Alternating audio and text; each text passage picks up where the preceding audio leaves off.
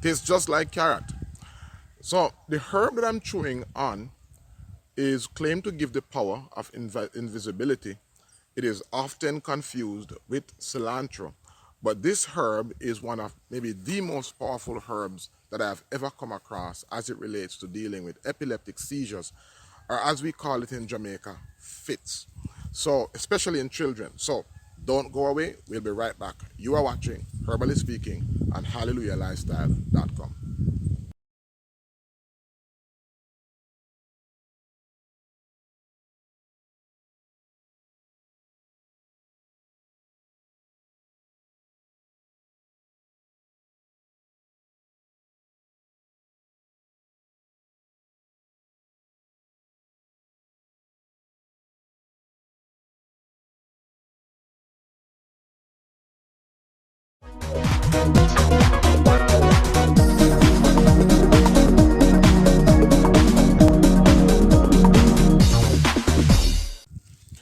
Alright guys, so I'm on location. I'm under a Ponciana tree which is providing a lot of shade, and so it's going to be kind of challenging to identify the herb that we're going to be looking at today, because it's pretty much the same color as the grass, right?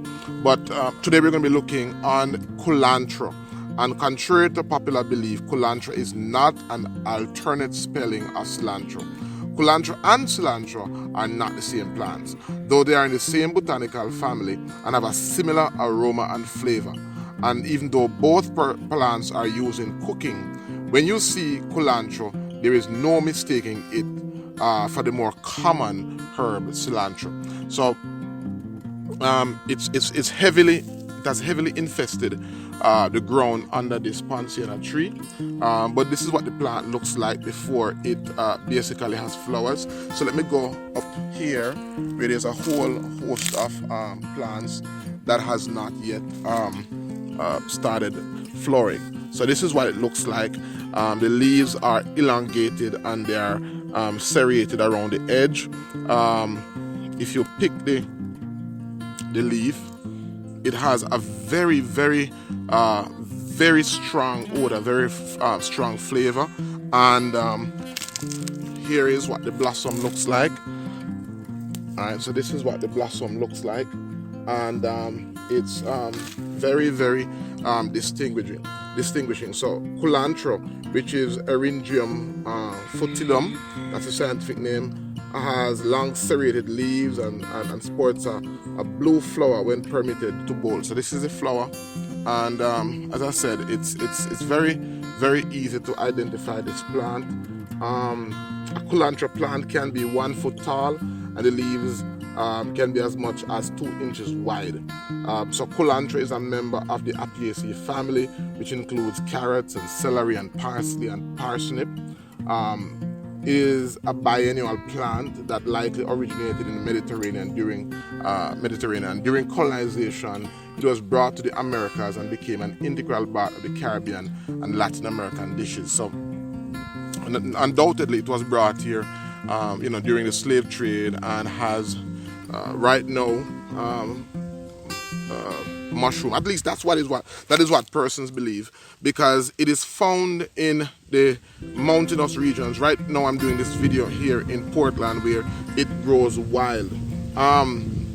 It has a number of other common names.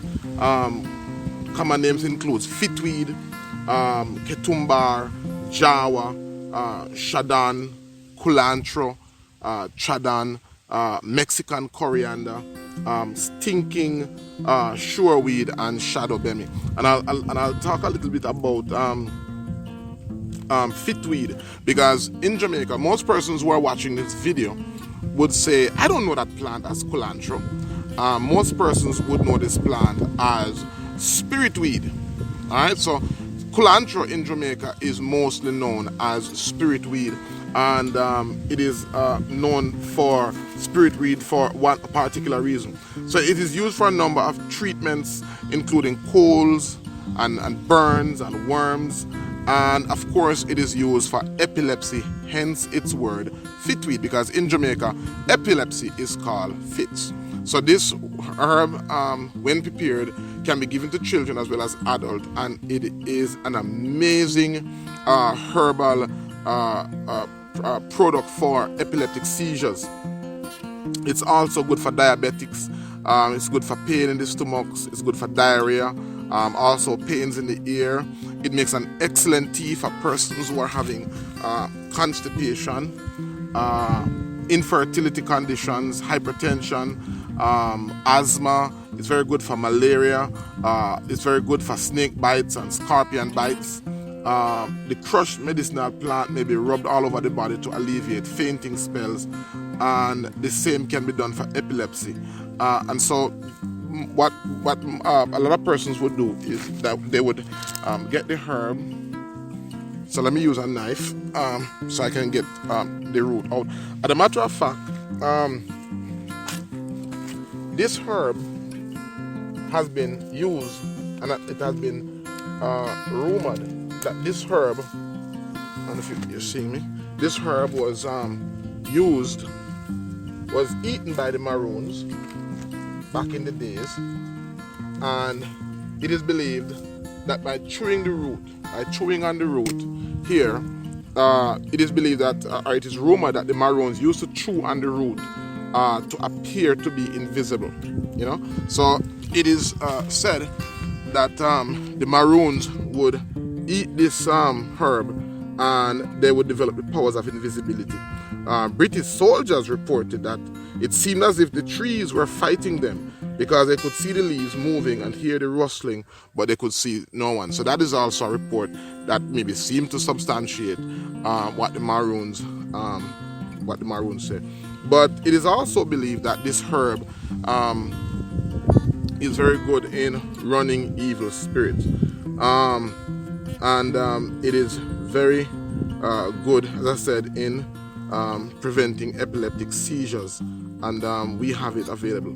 The appropriate dose is you can dry the herb. We have it in a dry form that can be boiled 1 cup of the crushed herbs to one tablespoon of the crushed herbs, to 1 cup boiling water, and it makes an excellent tea. You can also use it as a bath.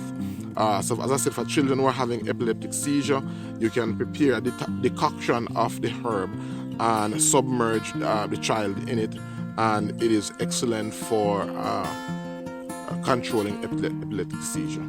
All right, so that is our look on culantro, otherwise known as spirit weed. Thank you for watching. If this video was any help to you, please like, subscribe, and share. And remember, your health is your responsibility, and the greatest weapon against sickness and disease is education, not medication.